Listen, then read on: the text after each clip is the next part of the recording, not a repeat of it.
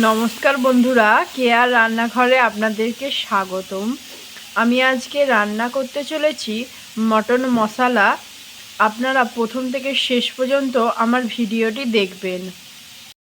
প্রথমে কড়াইতে 100 গ্রাম refine oil দিয়ে দেব।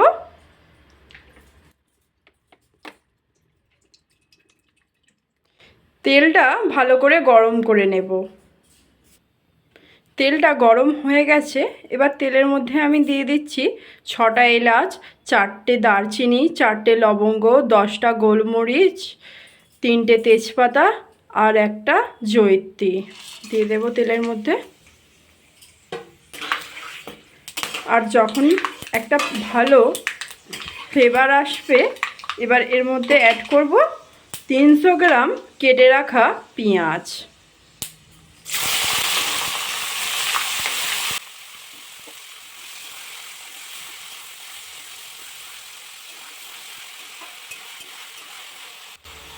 যেহেতু তেলটা কম দিয়েছি, তাই জন্য এখানে মাটনের ফ্যাট দিয়ে দিচ্ছি। পেঁয়াজটা বেশি ব্রাউন করে ভাজবো না, ঠিক এই রকম একটা ভাজা হবে। এবার এর মধ্যে অ্যাড করব মাটন। 1 কেজি মাটন এর মধ্যে অ্যাড করে দিচ্ছি।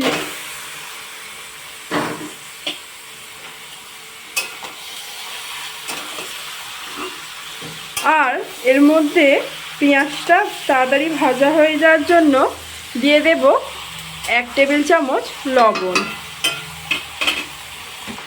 1 টেবিল চামচ লবণ দিয়ে দিলাম। মাটনটা 30 মিনিট কুক করে নেব।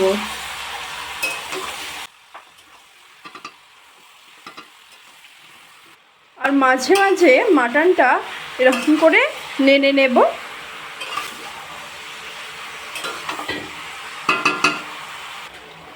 30 মিনিট হয়ে গেছে। এবার এর মধ্যে আমি অ্যাড করছি আদা রসুন শুকনো লঙ্কা বাটা। 10টা শুকনো লঙ্কা আদা রসুনের সাথে আমি বেটে নিয়েছিলাম, 4 চামচ অ্যাড করে দেবো।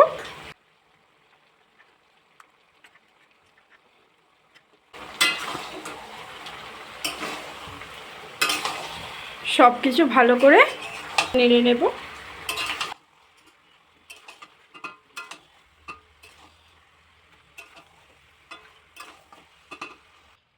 এবার মাটনের মধ্যে অ্যাড করছি 2 টেবিল চামচ হলুদ গুঁড়ো, 2 টেবিল চামচ কাশ্মীরি লঙ্কার গুঁড়ো আর 2টো টমেটো পেস্ট করে রেখেছিলাম দিয়ে দেব।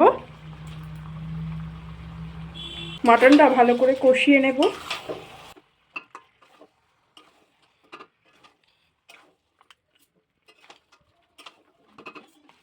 মাটনটা কষানো হয়ে গেছে, দেখুন কত সুন্দর একটা কালার আসছে। এবার এর মধ্যে অ্যাড করব আমি গরম জল।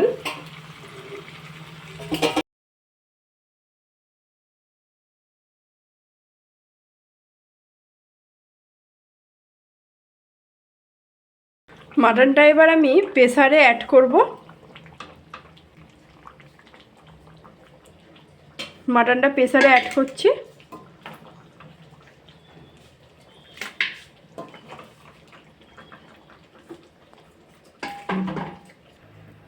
চারটে সিটি দিয়ে মাটনটা ভালো করে সেদ্ধ করে নেব। 4টে সিটি দিয়ে মাটনটা ভালো করে সেদ্ধ হয়ে গেছে। এবার এর মধ্যে আমি অ্যাড করছি 1 টেবিল চামচ লবণ। শেষ ফিনিশ করছি 6টা চেরা কাঁচা লঙ্কা আর কুচানো একটু ধনে পাতা।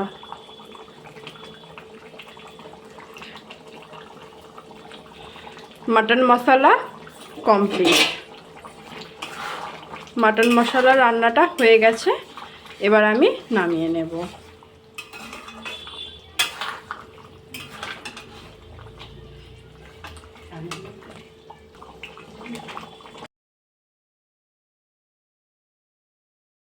আমার রেসিপিটি কেমন হয়েছে আপনারা কমেন্ট করতে ভুলবেন না। নমস্কার।